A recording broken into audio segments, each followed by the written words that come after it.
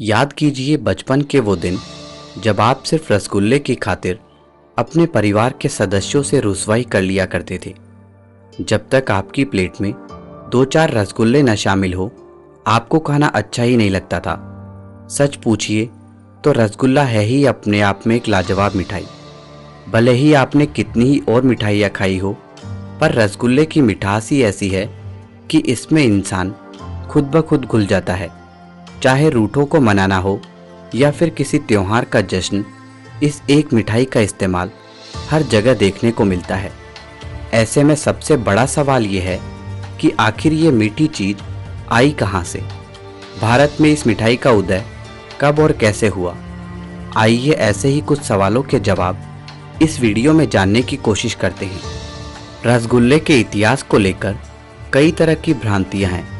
किसी का कहना है कि रसगुल्ले का उदय ओडिशा में हुआ, किसी का कहना है कि बंगाल के एक शख्स ने इस मिठाई को बनाया था, तो वहीं एक पक्ष ये भी मानता है कि पुर्तगाल से भारत आए लोगों ने इस मिठाई का आविष्कार किया। इतिहासकारों की माने तो जब वास्को डिगामा भारत आया, उसके बाद से लगातार पुर्तगाली यहाँ आते रहे। पहले उन्होंने समुद्र तटीय इलाकों पर अपना कब्जा कायम किया, इसके बाद वो बंगाल तक फैल गए और उन्होंने अपना प्रभाव शब्दों से लेकर व्यंजनों तक में छोड़ा। कहा जाता है कि पुर्तगाली खाने की वस्तुएं बहुत पसंद करते थे। वो उबलते हुए दूध में सिट्रिक एसिड डालकर फ्रेश कॉटेज चीज़ बनाया करते थे। इसी का असर हुआ कि हलवाइयों को इससे एक तकनीक मिली और वो इसका इस्तेमाल मिठाई बनाने में करने लगे। दूध को फाड़कर उसे छेने में तब्दील करना और फिर उसे चाशनी में डालकर उसे मीठी कर देना, यही वह क्रांतिकारी तकनीक थी। वहीं बंगाल में कोलंबस ऑफ रसगुल्ला के नाम से प्रसिद्ध नौबिन चंद्रा के पड़पोते अनिमिक रॉय का कहना है कि रसगुल्ला उनके दादा ने ही बनाया था। रसगुल्ले को बनाने की विधि उन्होंने विदेशियों से सीखी थी। ऐसा मानते हैं कि 18वीं सदी में बंगाल में मौजूद पुर्तगाल उपनिवेशवादियों ने छेने से मिठाई बनाने का तरीका सोचा और तभी से बंगाल में रसगुल्ला वजूद में आया। बाद में धीरे धीरे करके इसका प्रचलन बढ़ता चला गया।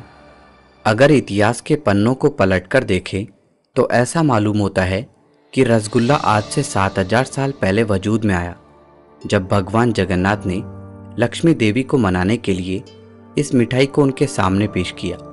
दरअसल देवी लक्ष्मी भगवान जगन्नाथ से इसलिए नाराज हुई कि वो अपने साथ उनको रथ यात्रा पर नहीं लेकर गए। बाद में जब भगवान जगन्नाथ रथ यात्रा से वापस अपने मंदिर लौटे तो लक्ष्मी देवी ने नाराजगी के कारण मंदिर का दरवाज़ा नहीं खोला। इसके चलते उन्हें मनाने के लिए भगवान जगन्नाथ ने उन्हें रसगुल्ला भेंट किया।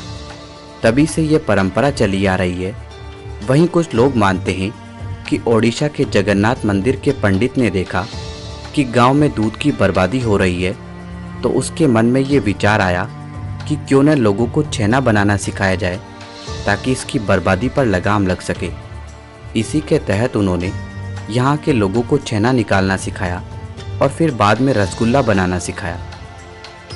बाद में ओडिशा रसगुल्ले का गढ़ बनता चला गया। वहीं बंगाल के लोग इसे पूर्णतः नकारते हैं। उनका कहना है कि भगवान को ऐसी चीज़ पेश ही नहीं की जा सकती जो कि शुद्ध न हो, क्योंकि छेने को दूध फाड़कर बनाया जाता है, इसलिए इसे शुद्ध नहीं कहा जा सकता। साथ ही भगवान कृष्ण के 56 भोगों में भी रसगुल्ले का जिक्र नहीं मिलता। कृष्ण जी के भोग में दूध, दही, घी, मक्खन आदि का जिक्र मिलता है, पर रसगुल्ले का नहीं। बंगाल के लोग रसगुल्ले को अपना बताते हैं। उनका कहना है कि भले ही विदेशियों ने उन्हें आकर इस मिठाई को बनाना सिखाया है, लेकिन इसका अस्तित्व यहीं से है। बंगाल के लोग नवीन चंद्र को रसगुल्ले बनाने का श्रेय देते हैं।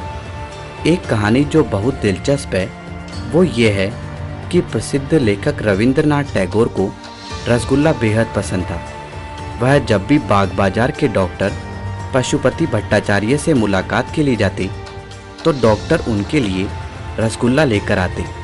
एक दिन नवीन चंद्र की दुकान पर रसगुल्ले खत्म हो गए सो डॉक्टर साहब किसी और दुकान से रसगुल्ला खरीदकर रविंद्रनाथ के पास ले गए, किंतु जब उन्होंने रसगुल्ला खाया तो वह तुरंत ही जान गए कि यह कहीं और से लिया गया है। हाल ही में बंगाल और ओडिशा के बीच रसगुल्ले की लड़ाई में बंगाल को जीत मिली है।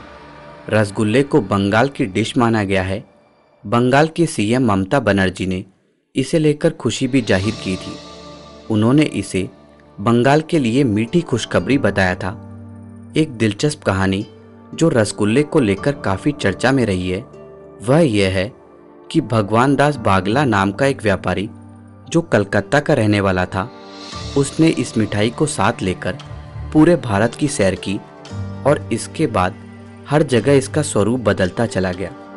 राजस्थान में रसगुल्ला रसभरी बना तो उत्तर प्रदेश में इसे राजभोग के नाम से जाना जाने लगा। वाराणसी में इसे रसमलाई कहा जाता है। वहीं मध्य प्रदेश के कई इलाकों में इसे छेना कहकर पुकारा जाता है।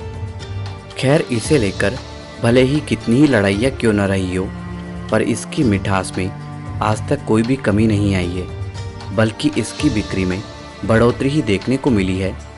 आज के दौर में हर घर में बच्चों की पसंद अगर कोई मिठाई है तो वह है रस और मिठास से भरा रसगुल्ला। तो आप भी अपनों के साथ इसे खाकर रिश्तों के बीच मिठास बढ़ाइए।